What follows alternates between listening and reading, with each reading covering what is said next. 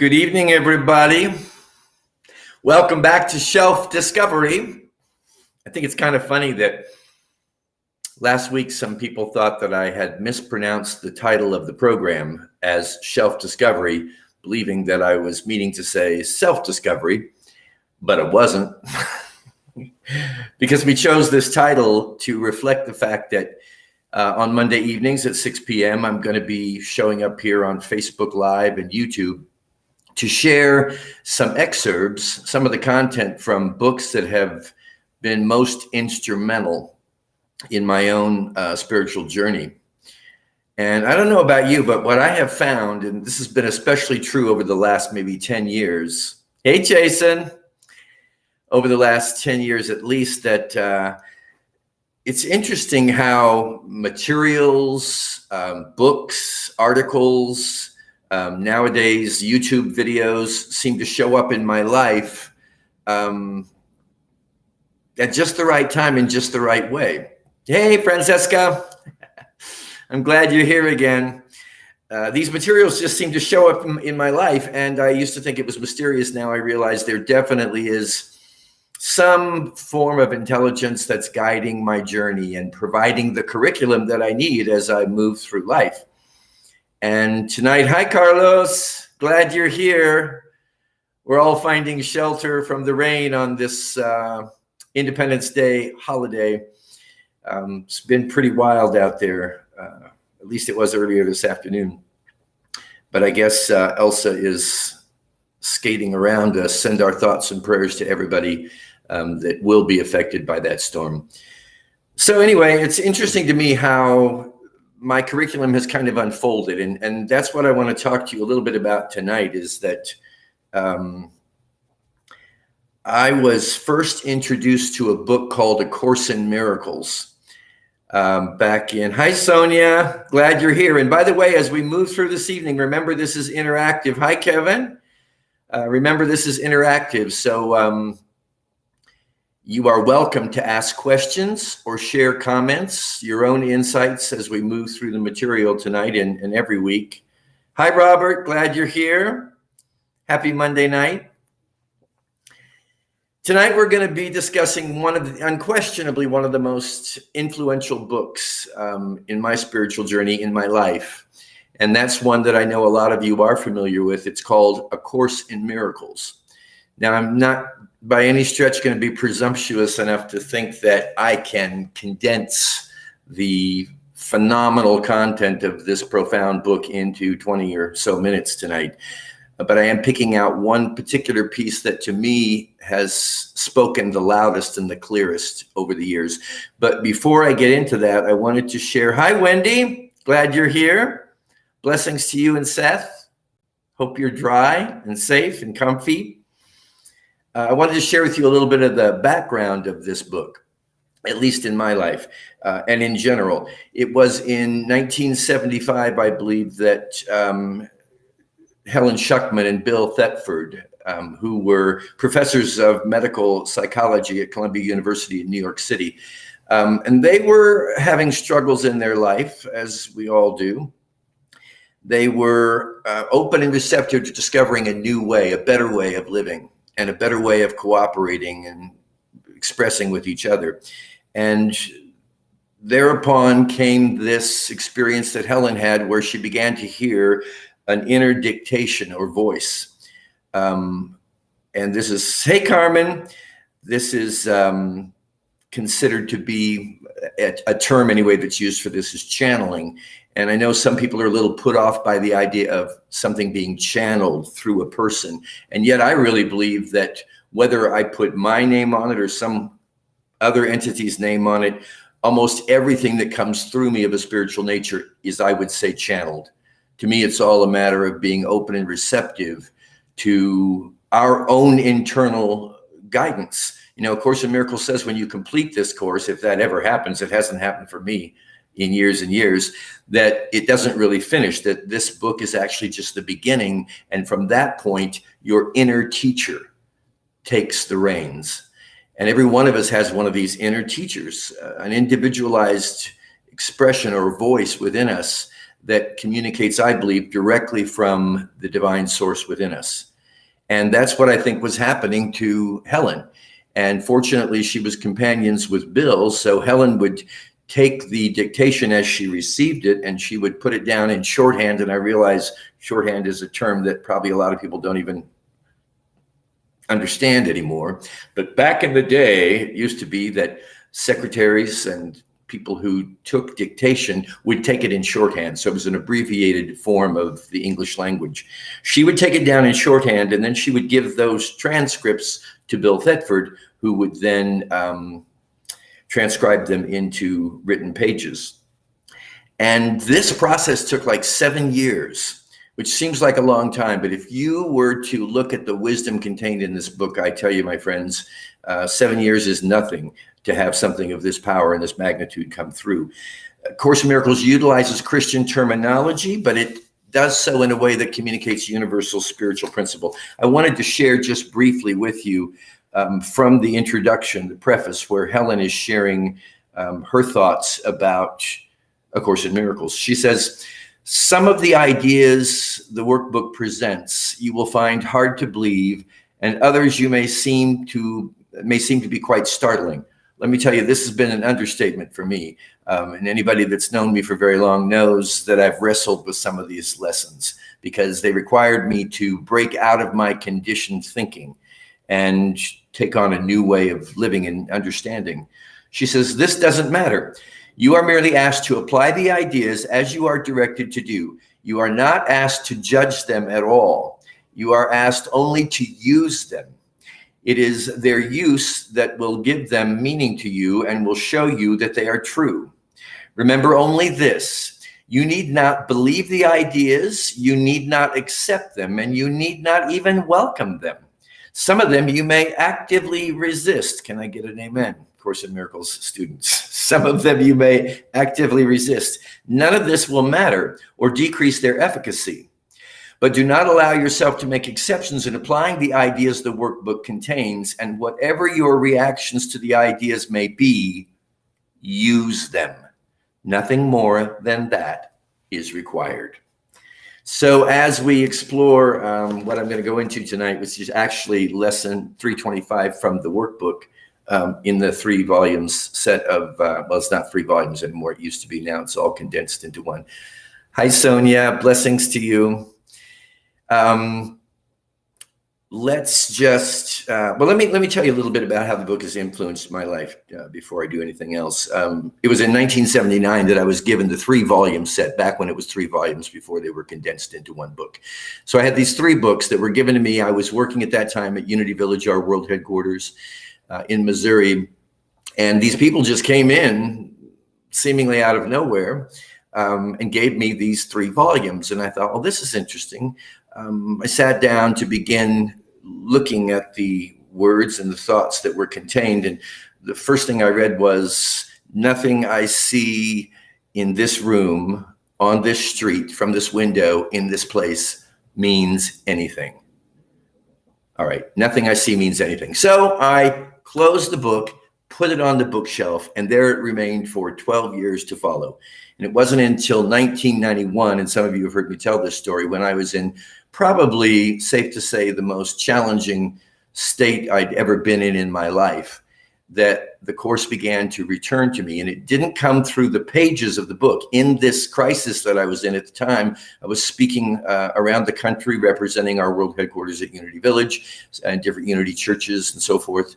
And people, when I would finish, I knew that different words were coming out of my mouth at times. Hi, Otto. Nice to have you here.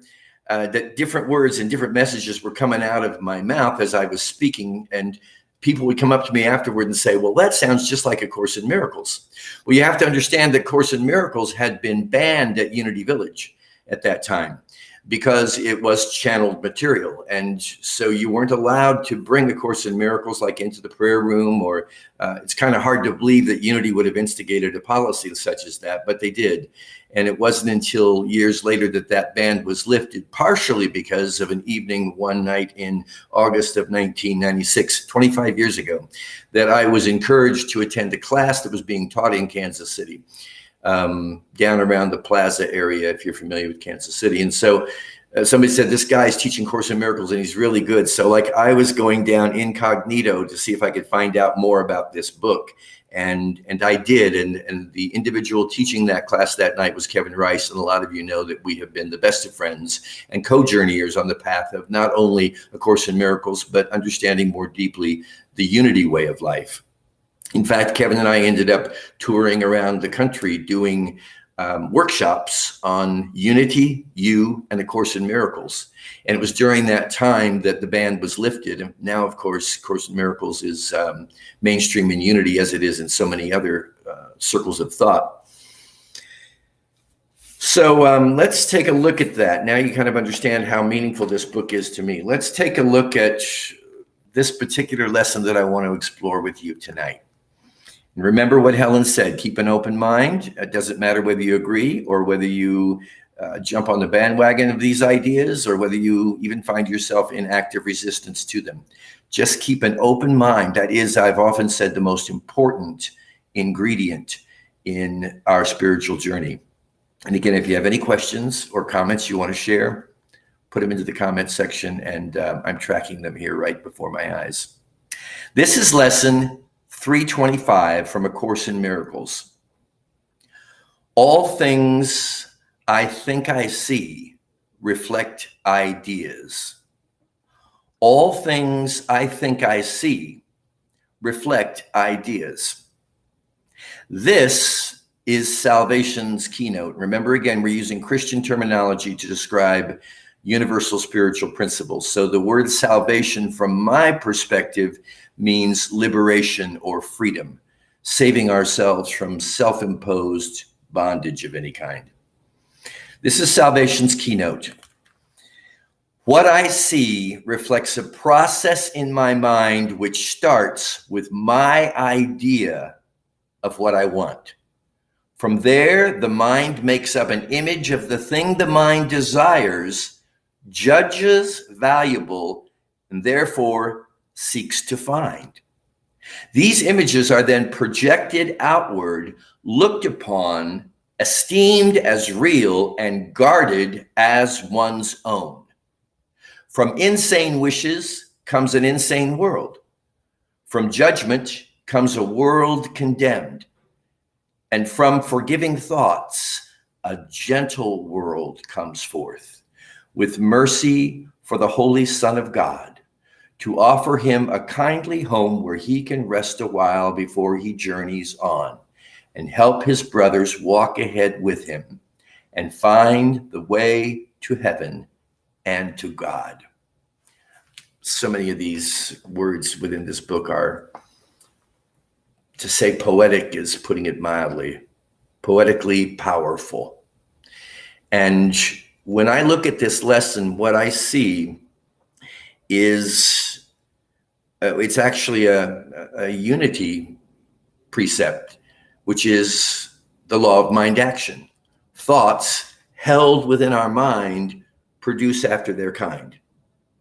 And I believe this, I don't think any of us are going to hold thoughts in our minds that we don't find valuable, that we don't believe are important to be holding in our minds. Like there are thoughts, racing through our minds, countless numbers of thoughts throughout the day about any number of different things. We don't hold on to them, or as I sometimes say, we don't allow them to purchase real estate in our mind or in our consciousness.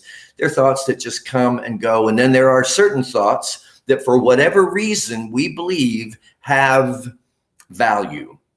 And those are the thoughts that we grab a hold of and we let them establish themselves in the campground of our own consciousness, and thus they begin to grow. It's through our belief in the importance of any thought, the value that we give that thought, that allows it to germinate and to take root within us.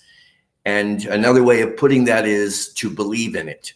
These are the thoughts that we think that is valuable enough that I'm going to grab it, I'm going to hold on to it, and I'm going to invest my belief and my faith into it.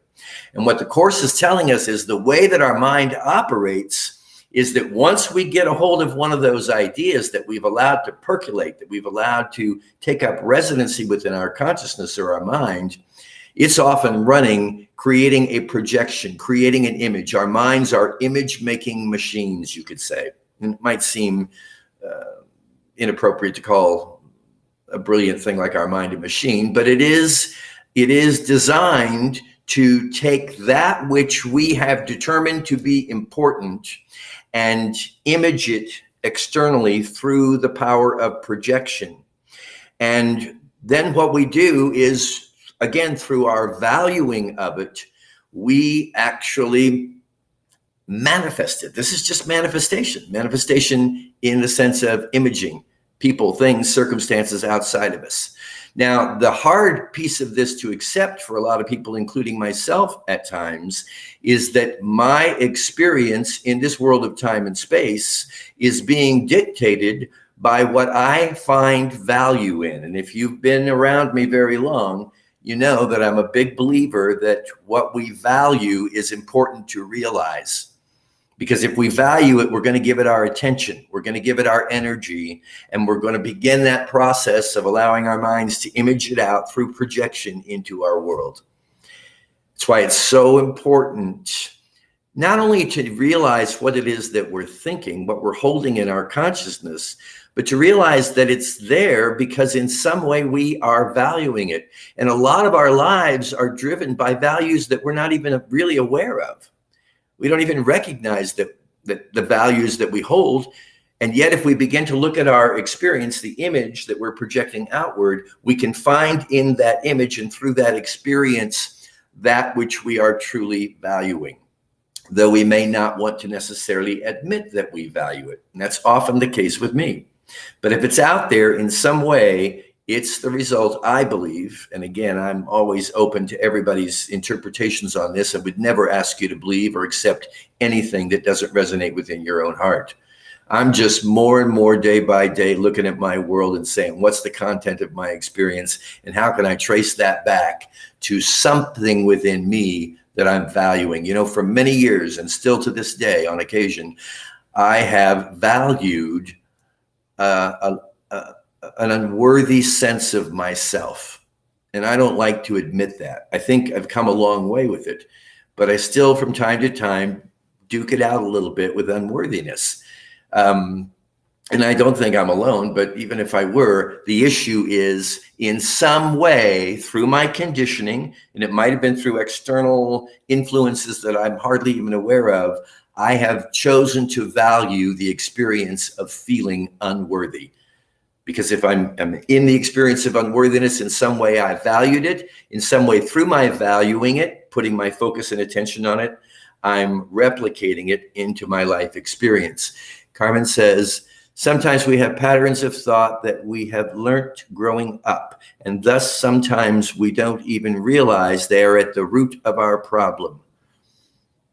Amen. You know, that is this whole thing that we call self-awareness. Becoming aware of the content of our consciousness, and I would say a whole lot of it we don't have that awareness of. How can we catch those root thoughts that don't serve us? Carmen, you're wonderful, and we have shared this journey together of becoming aware of what we haven't been aware of. So thank you for the question. How can we catch those root thoughts that don't serve us? The only way that I have found, and it's pretty effective if I pay attention, is again, looking at my experience. What is happening to me? What am I imaging and therefore then projecting out into my world?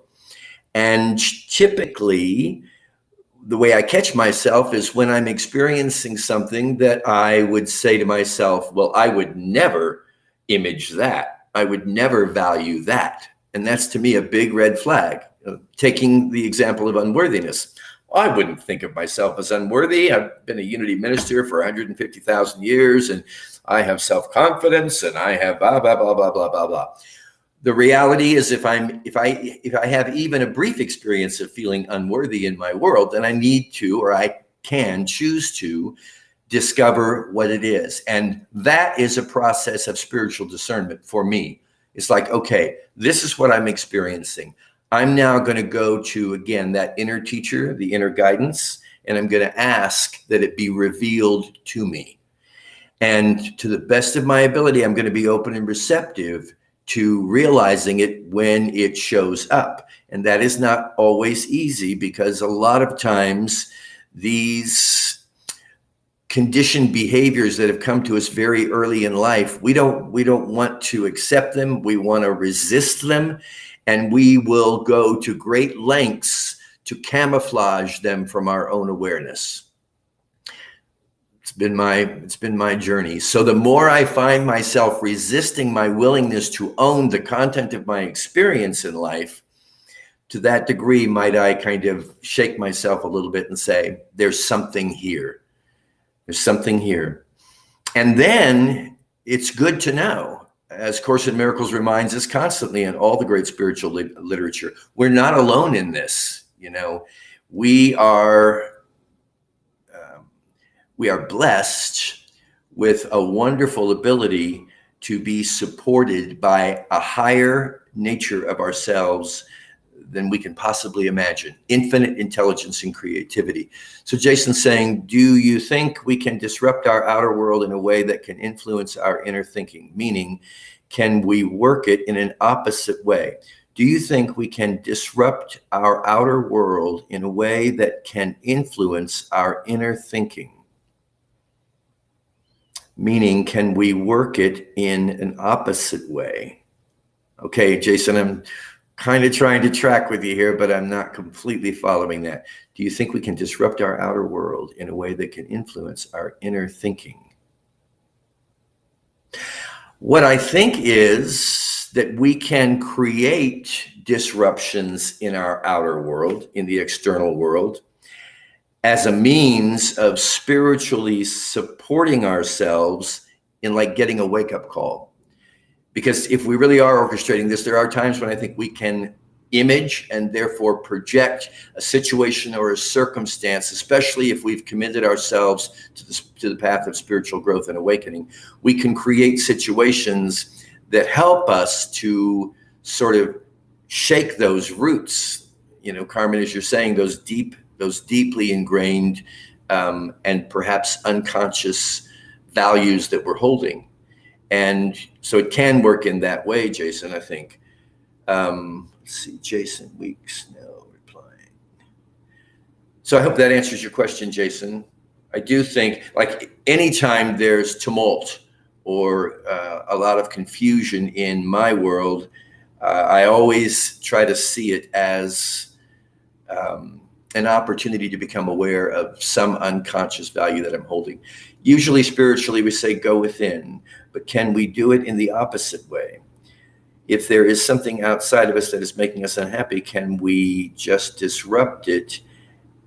And the happiness then comes within.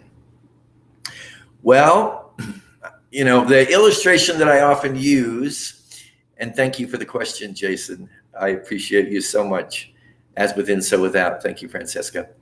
Let me get back to this question.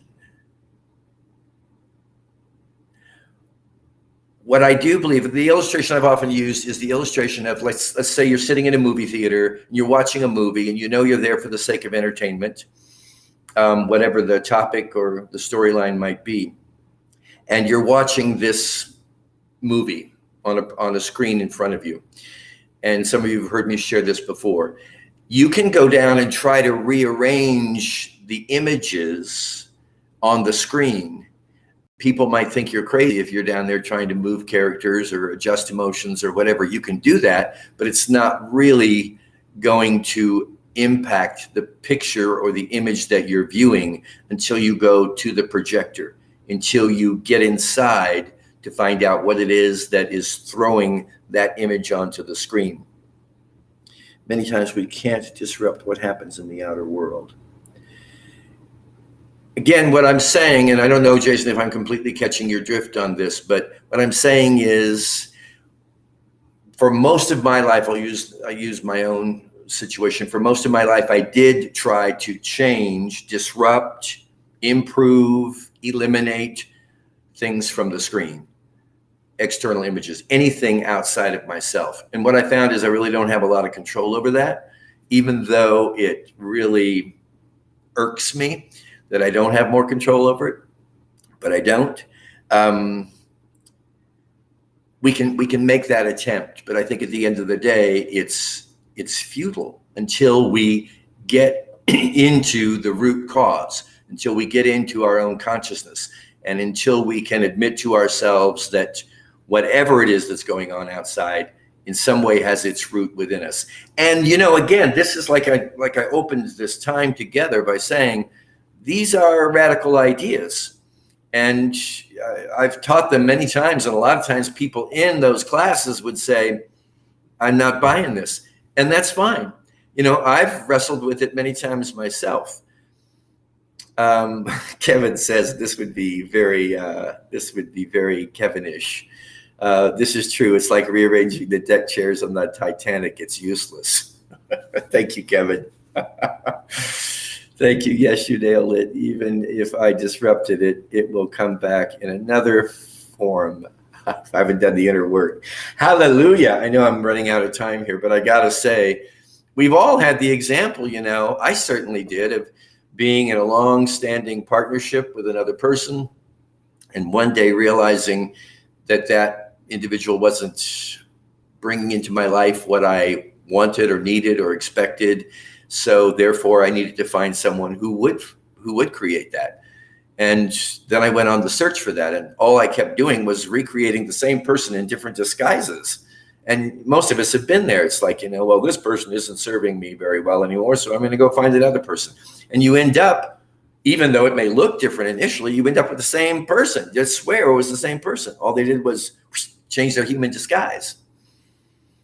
The reality is that person is a projection or an image of the thoughts that I am holding in my own mind. Carolina, hi. How does karma get into play with all of this? Well, that's a good question. It's my personal belief that karma is the result of nothing more or less than the sum total of the erroneous beliefs that we have chosen to invest in our life experience. And they build up or they reduce. As we begin this work of really getting honest with ourselves. And, as long as I've been doing this, I still have these constant calls from the universe to get honest with myself. And I always, my friends, find something that is at the root cause of the external drama inside of myself. And this is not work for the faint-hearted.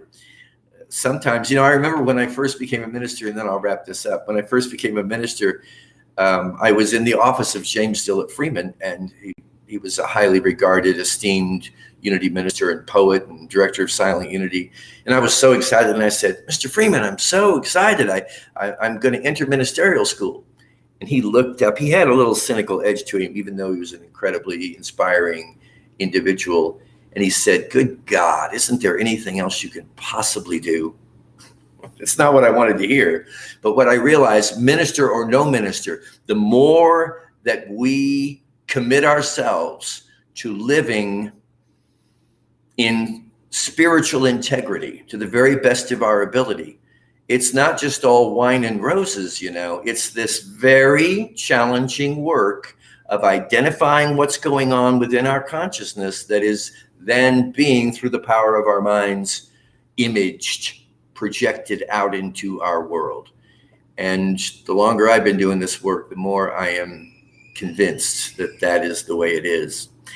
So, hi, Ileana. You can change cities, spouse, jobs, and the same situations will reoccur till there's awareness and growth. Amen. And I cannot think of a better note to end this evening on. Thank you, Ileana. I admire the insight and the wisdom of that simple statement. And thanks to everybody for being a part of this evening. I love you all so much, and I really look forward to these Monday nights with you. So thanks for taking the time out to be with me. Stay dry, stay safe, and just know you're incredibly loved, not only by me, but by all of Unity on the Bay. Be well, my friends. See you next week.